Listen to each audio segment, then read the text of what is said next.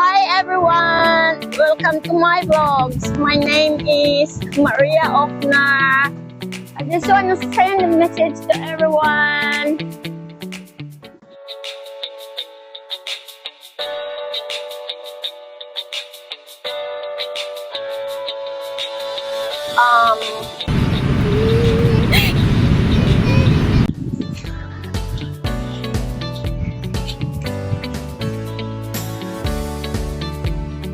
Do you mind? Thank you.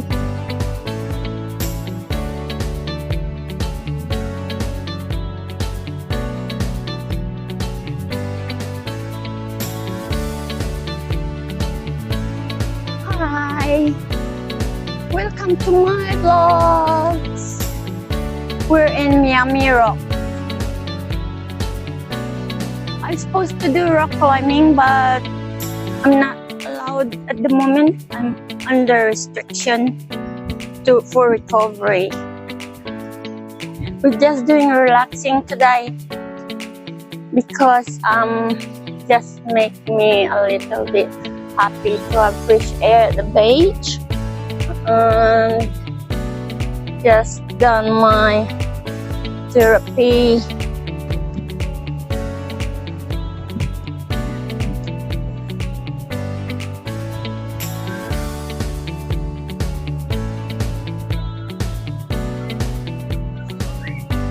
Wow, I think the high tide is coming. Is it?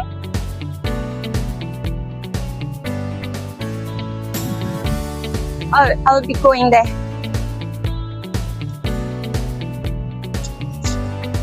Careful.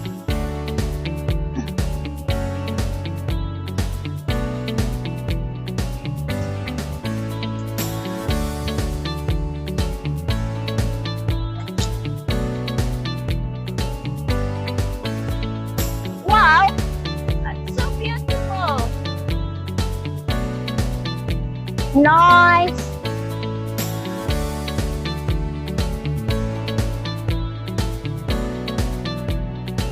Wow, this is so beautiful. Would like to send a message to everyone. I hope you enjoy watching my vlogging, and please press the button like and subscribe. I really appreciate it so much. I love you all. Mwah. Today I am talking about my inspirational journey. When I was a little kid, my biggest dream is to have a good life, and my next dream is to have 4 children. That was my dream when I was a kid, to have 2 girls and 2 boys. When I had my first baby, I didn't know, and I didn't want to find out if I have a boy or girl. When the moment I have the baby, it comes out a boy, and so his dad named him the same name of him, Johann. And I was so happy because my wish comes true. Johann has been brought up very well, and he's very practically intelligent, and also is very sporty. First thing he done in sports was the Aikido. Johann played tennis for many years. You know, he became the #1 tennis player in Gold Coast for years, and then he went to Thailand, in Phuket, and in Bangkok for a tennis tournament. And then after this, he finished his high school. He found another sports passion, and he was doing Kung Fu, stunts, and Jiu-Jitsu, Muay Thai, and Ninja Samurai. And also before he died, few years before he died, he was doing calisthenics, and few weeks before he died, he just done the first Australian Ninja Warrior. He was the one of the grand finalists, and it was about to be released in few weeks, but he died on the January 23rd, 2017. While my youngest son, Johnston Kevin, they were like nearly 5 years apart, and Johann really helped me to look after his younger brother.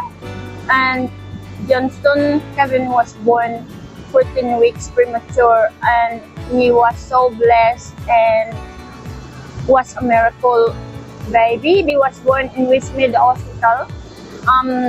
He is also being looked after.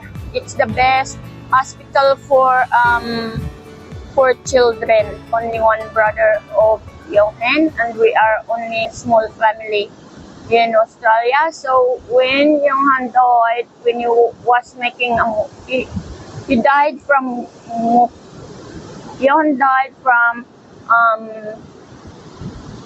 making the film in Brisbane. It's sort of like torture to me that until now he don't have justice yet, and we don't have human rights yet.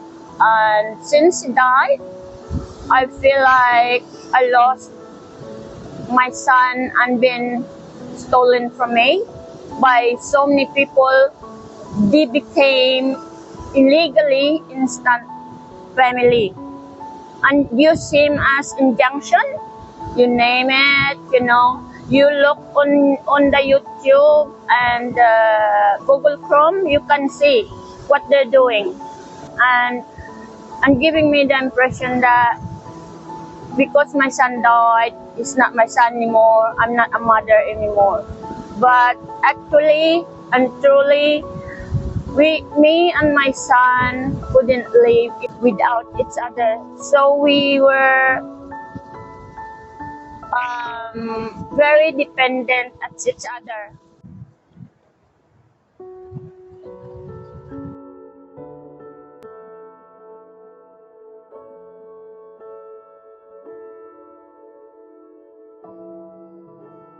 When Johann died, we can't take the extreme sadness and the grieving, the anxiety, the trauma, and all the way he died, and miss him a lot. And he was the precious one of our family, and we lost so much about him.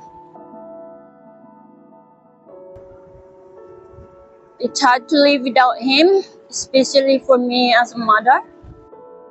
Some people say, oh, move on, but they can't just tell me move on, because Johann wasn't my boyfriend, he wasn't my husband. He was my real son and was supporting me, and we depend each other, and also helping his brother, and he was such a good brother, helping me brought him up.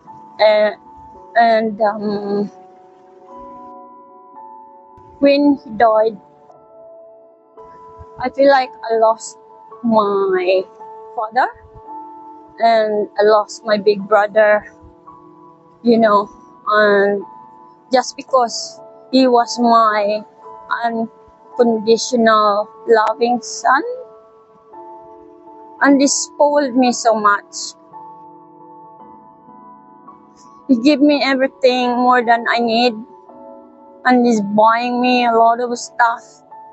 You know, when he goes away and going for holiday, he buys me jewelries, my clothes, my shoes, from head to foot. And he knew my size and my styles because he brought up with it. Every time we go shopping, he choose my styles, helping me to choose my clothes and whatever suits on me or not. If it doesn't suit, he say, no, mom. He brought up with it. And then if anything suits on me, he's happy and he says, oh, that's good on you, mom. I love you when you're wearing that, and he cares for me so much. It's hard to accept that he passed away. It's been over 7 years. We don't celebrate, but just because we can't accept it, and especially me, I can't. Doesn't matter. I force myself or bang my head on the wall. I just can't accept what happened to him. Plus, especially that there's no justice, and I need to get help for to get his justice and the human rights. But I know there's no one there helping me at the moment, but I know one day soon there's someone comes to me and help me, because it's not fair. And like, since when he died, people use him as injunction. They became his instant family and use him so much on the social media, use his YouTube channel and his Facebook account and his Instagram, and also use him a lot of fundraising. It seems like they're selling his death, and also to me, I'm watching them being quiet with my trauma, and it triggered my depression and my anxiety. And every year of my life, I'm getting worse and worse. I didn't get anywhere. I don't know how to help myself. And this is why I'm starting to do vloggings at the moment. I just feel like just out the cage for the last nearly 7 years that I haven't been out socializing, dancing, doing my fitness, going out with Johann, celebrate birthdays and the Mother's Day and Christmas for family celebration, New Year, and I missed a lot. I miss to be together with my boss boys because, I used to just like a little kid when walking, I'm just walk between them and holding both of their arms and skipping with one feet, and I miss Johann to carry me like a little baby, even in the show every night. He showed to the public that he loves me so much and he treats me like a little girl, and that's what I missed of him, and turns me like he is a father to me. And I lost my father and my big brother when he died, and I can't accept that I lost him completely. And it's stressing me, and my trauma is getting worse when I think that he passed away and never come back. That's just very sad for me. And since when he died, that people use him a lot for making money. And 4 days before his funeral, I really need help to put deposit on his funeral for the day, and the money from one of the fundraising couldn't be released because this instant family and someone who acting like a father, that even that is not close to him, taking my rights and my motherhood from him, and is blocking it. And so no one there helping me. And I got that fundraising money, and the person who raised that fund fighting for the, to release the money, but no, that money haven't been released until 10 days after my son's funeral. And it's not fair because until now I still have to pay for his grave and the funeral service. And I can't just accept that I lost my son, and then I still have suffering in this mental issues, PTSD, anxiety, depression, biggest trauma every day of the way he lie on the morgue bed, he leaning on the bed with the nappy on, topless, and with his eyes open. And I can't believe that it happened to my son, that he died while his eyes still open, and I feel that he don't want to die, but that's why his eyes still open. And after he died, on the next day, somebody take some of his personal stuff in his room and fill up the 2 cars, and while I was in a shock, and I didn't say anything, I'm just watching them. And I've been being oppressed and discriminated wherever I go. Nobody helped me. I'm just like a headless chicken that crossing across the road, bumping my body against the tree, or somebody drive over me, and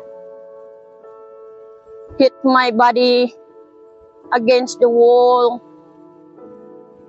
Everyone just oppressed me and neglected me and discriminate me, and feel like I don't have human rights. Just because of my son passed away in a tragic incident, I can't accept that it's an accident. Since when he died, it caused me lots and lots and lots of mental issues. Trauma, I can see him every day in my eyes. I don't need to think about him. That is lying on the bed in the morgue with his eyes open. That's my biggest trauma every day of my life. It's like a punishment to me. And it's hard to accept it. And except that I got PTSD, I have anxiety, I have severe depression. Why is this punishment happened to me? Because of Johann has no justice, and I need human rights. What happened to me? I get worse every day. And I couldn't help myself. But I'm not a person.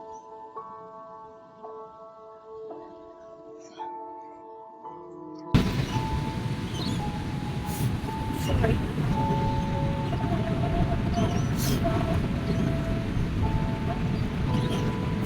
After a few weeks of Leon died, he can't just leave me alone.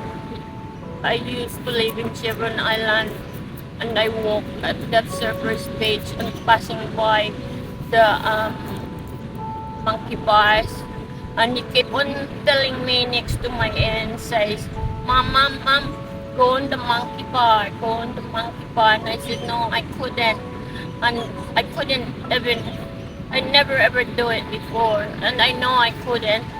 And I said, I can't. So he can't leave me alone in 2 weeks. And then until 2 weeks, I tried the monkey bars to chin up. and then I've done like 10 chin-up, so easy. And I wonder if I don't, I mean, I believe he's there to help me chin up. And I've done that 10 chin-up every day. And then within 2 weeks of doing it, um, I had a sore chest. And then after that, I realized that, oh, I have to stop because it's really painful. And so after 2 weeks that I stopped, it's getting worse. So that's when I find out that I found cyst on the top of my breast, and that was the cancer.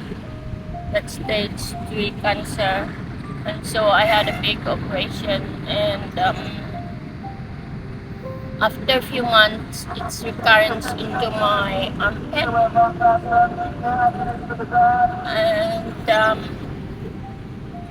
and then it became stage 4. Yeah, but I had nobody else. I had no one helping me. I went out the hospital after my operation and jumped in the car straight away, and driving with one hand, and I realized that if Johann didn't die and he's around, he's the one who looked after me, and I couldn't get any help from anyone. And so that was sad, but I'm not a mother who is sick, and I just let myself and support my cancer, and just to lie down on the bed and sobbing my head under the ground. I'm not that person. I don't support the cancer that because I have stage 4. Oh, I want the people to feel sorry to me. I don't want that. All I want is, I just want people to get the justice of my son and my human rights. This is why I struggle my life every day. I want to be fit and feel stronger. I don't want to think and feel that I'm not healthy, or I don't want to think that I have stage 4 cancer. Because if I think about it, it gives me the bad energy and make me weak, and I have to worry about Johnston, how he gonna be without me and without his brother. And we have no other family except his daddy here. So my life is just to live for Johnston, because Johann is not here anymore. But I never think that Johann gonna die before me. That's why I can't accept it. If I was around that, if I get a chance to give him my heart, I would give him my heart to save his life. But I couldn't save him because I know that he needs to live more longer than me. Well, mother always expect that, especially me. I expect my children to live longer than me. And then when he died, everybody used him for fundraising and treat me like a gold digger. And I hate that. I don't like that. I couldn't live without getting his justice and my human rights. And for whom can help me, I'm calling the government to help me. Because I didn't sleep for many years every night just because of my trauma. I don't know what I'm gonna do. It's been 7 years of his tragic death.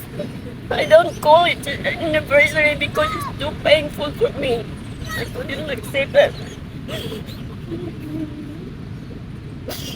So I just want the government to help me get his justice because I couldn't accept that it's an accident. Why? Why did he use the gun, the double shotgun in the film? That's stupid. I couldn't replace my son with any material things. It doesn't work for me. I couldn't replace that. I have so many people look after me. I couldn't. Instead, I have to get better. I'm still not. I still can't be happy. I'm trying to help myself to do a lot of activities, especially the scary adrenaline, just to make me scream and to make non-stop scream to ease my pains. And I hope that one day my pain and my trauma, my depression, my anxiety will fly away with screaming and with the dangerous activities that I'm doing. I don't care what happened to me, because I feel like I'm just standing at the edge of the mountain and about to fall down in the deep water. My goodness, I can't just accept it. I'm just worried of Johnston if anything happened to me, but I can't think and talk about it all the time because it makes me sad.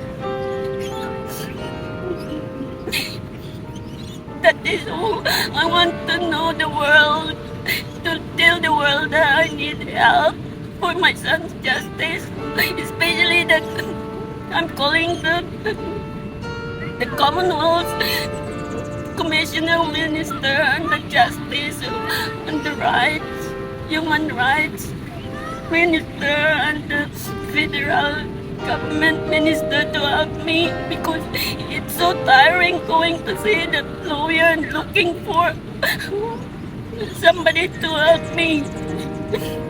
I don't want anybody to discriminate me and criticize me and oppress me, you know. I can't just, people just went to tell lies and I don't like it. I don't wanna, I mean,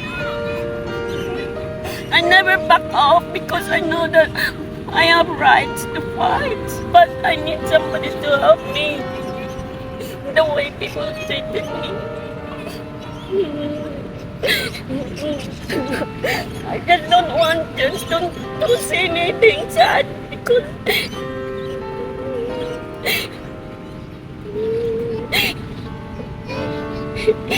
that's all. I'm calling for help from the government because I don't want to see any lawyers anymore.